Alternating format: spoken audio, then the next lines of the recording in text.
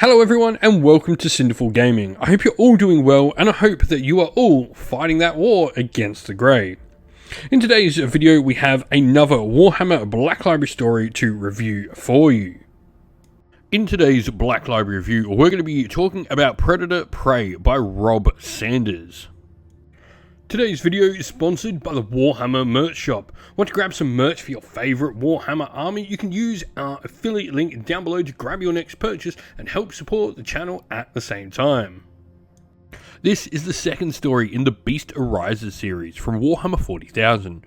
Looking at a time after the Horus Heresy and the Scouring, a time of relative peace, until the Orcs arrived like Randy Orton with an RKO out of nowhere to disrupt things. If you have yet to read The Beast Arises or checked out our review of the story, I'd strongly suggest stopping and going back and having a listen to that story before continuing with this review.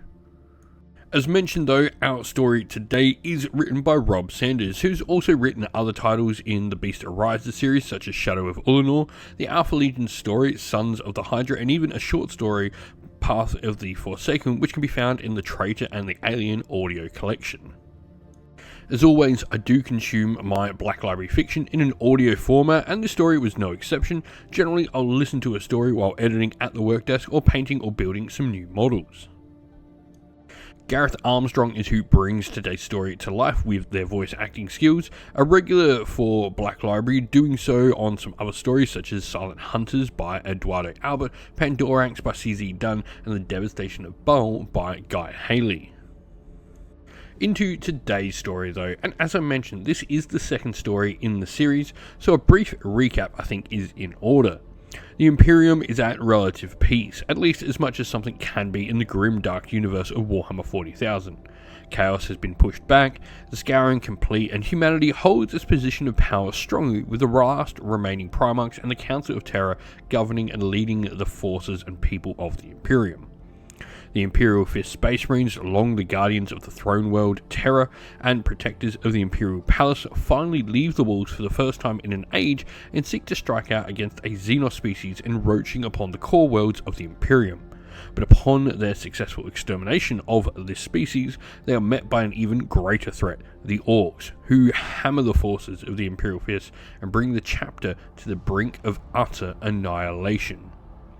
Our story picks up sometime after the events of the Orcs now having wiped out planet after planet with these moon-sized fortresses, essentially an armada of Death Stars, and have wiped out, or very nearly wiped out, numerous Space Marine chapters.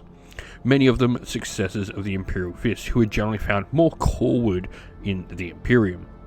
The Orcs have somehow mastered teleportation technology, allowing them to teleport these gigantic star fortresses, seemingly ignoring all rules of space and teleportation that the Imperium and regular races of the galaxy are bound by. This story honestly does feel like it treads a little water, with nothing major sort of plotline or wise moving it in any great or even average sort of way. But that doesn't really matter, because that's not what this book is supposed to do upon finishing it. Throughout the story, we're sent around to various different war zones across the Imperium, all being assaulted by the Orcs and their attack moons. What this book does show us is the strength and magnitude of the Orcs' rise to power, and their sheer scale of the threat that they pose to the Imperium, while also at the same time showing us that the High Lords of Terror fail to see this threat for what it is, and don't act accordingly to it. They themselves tread water, and we see frustrations grow within their number, with various members of the Council and the High Lords who wish to see the threat taken seriously. We get a great look at the political positioning and power plays that now rule the Imperium, no longer of singular purpose like during the times of the Great Crusade. Each department fights for their own glory and influence, and also for the downfall of others. The first story in this series, I Am Slaughter, gives us the story and the plot we are set to follow. What this story does is flesh out the world. It shows us how and why this is such a threat from all manner of different angles, and hopefully give everything to come a sense of meaningfulness. I Am Slaughter was an okay listen if I'm honest, but this, for a story I would say was treading water, was actually quite enjoyable. There are certainly times in the large-scale story arcs from Black Library that sometimes just feel like these stories may not need to exist, but this very much does earn the right to do so. I enjoy the look we get at the Adeptus Mechanicus and the Council of Terror we get in the story, and the battles featuring particular Space Marine chapters and some of the other tactics and gambits they make, and the epic things are really what I love about Warhammer. I'm really looking forward to the rest of the series as I look into it over the course of the year. Hopefully, probably should finish it out. And if you have read the story, let us know your thoughts about it down in the comments below.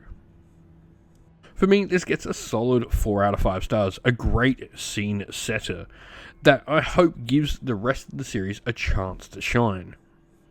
If you enjoyed this story though and want to see some other great stories that show a myriad of different battlefields in the Warhammer universe and help flesh it out more, I'd recommend checking out 15 Hours by Mitchell Scanlon, Apocalypse by Josh Reynolds, or The Fall of Cadia by Robert Rath. And so that is our review of the story for you. We hope you enjoyed it. Once again, don't forget to drop a comment down below. Let us know what you enjoyed about it. Give us a like, subscribe, and turn on your bell notifications for all the good things from the channel. Stay safe everyone, stay well, and most of all, keep fighting that war against the Grey. Ciao for now.